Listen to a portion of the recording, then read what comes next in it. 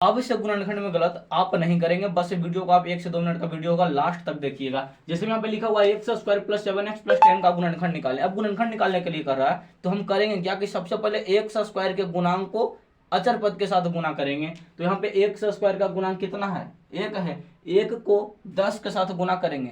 समझो कि पहलका को लास्ट वाला के साथ गुना करना, तो 1 गुना 10 करेंगे, हो जाएगा मेरे पास 10 भाई। ठीक, अब इस 10 को इस रूप में तोड़ना है कि जोड़ने पे 7x आना चाहिए और गुना करने पे 10x स्क्वायर होना चाहिए। फिर से सुनो, जोड़ने पे 7 होना चाहिए और गुना करने पे 10 होना चाहिए। तो इसको हम अभाज्य गुणनखंड में तोड़ेंगे पहले। तो यहाँ पे 10 को हम 2 से लगाते हैं तो यहाँ पे होता है 5। अब एक फॉर्मेट यहाँ पे देख रहे हैं कि अगर हम 2 + 5 करते हैं तो 7 मेरा हो जाता है। तो फिर चेक करेंगे कि क्या 2 और 5 को आपस में गुना करेंगे तो 10 होंगे।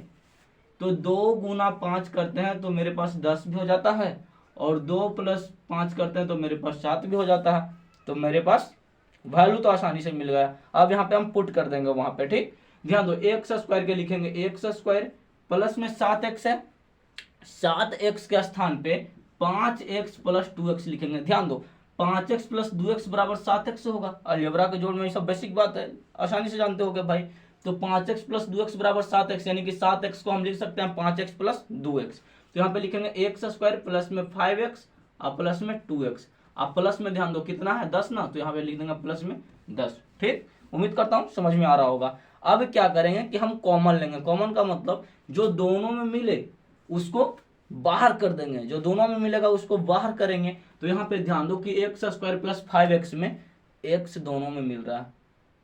क्या दोनों में मिल रहा है, x। तो x हम यहाँ पे कॉमन ले लेंगे। अब एक्स स्क्वायर में एक्स स्क्वायर का मतलब x गुना x, 2 x। अब 2 x में से 1 x को निकाल देंगे तो क्या बचेगा, 1 x।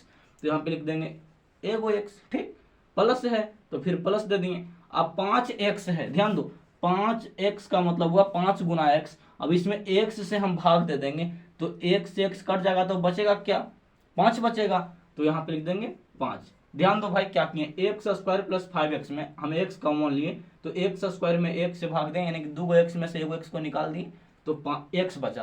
प्लस है तो प्लस दिए। अब 5x में x को काट दिए तो क्या बचा, 5 बचा। तो यहाँ लिख दिए 5।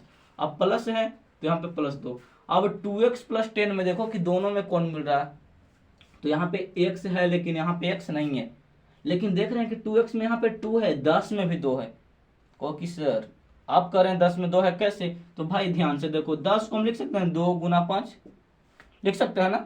10 को हम लिख सकते हैं 2 गुना 5, 2 गुना 5 लिख सकते हैं। तो यहाँ पे 10 में 2 और 5 दोनों है। तो यहाँ पे हम 2 कॉमन लेंगे, क्यों, क्योंकि 2 यहाँ पे 2x के पास भी है और 10 के पास भी है। अब 2x में 2 से भाग देंगे तो 2 से 2 कट जाएगा, बचेगा मेरे पास x बचेगा। प्लस है तो प्लस देंगे। अब 2 का कितना बार पढ़ेंगे कि 10 होगा, 5 बार। मतलब 10 में 2 से भाग देंगे तो कितने बार में कटेगा, 5 बार में कटेगा।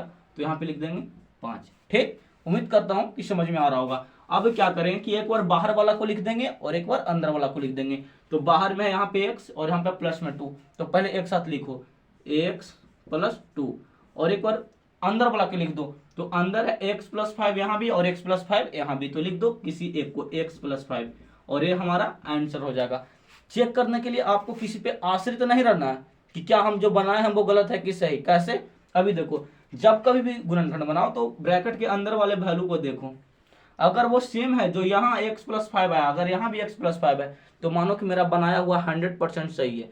अगर चिन्ह में भी गलत हो रहा है तो समझो कि कहीं ना कहीं हमसे कुछ गलत हो रहा है, उसमें सुधार करने की आवश्यकता है। तो मैं उम्मीद करता हूँ कि अब पहचानना भी सीख गया होगा कि जो हम गुणनखंड बनाए हैं वो सही बनाए हैं कि गलत, क्योंकि खुद अब तुम एक टीचर हो भाई, आसानी से इसको परख सकते हो। तो ऐसी वीडियो देखने के लिए हमारे चैनल को सब्सक्राइब करें तथा इसे ज़्यादा से ज़्यादा शेयर करें।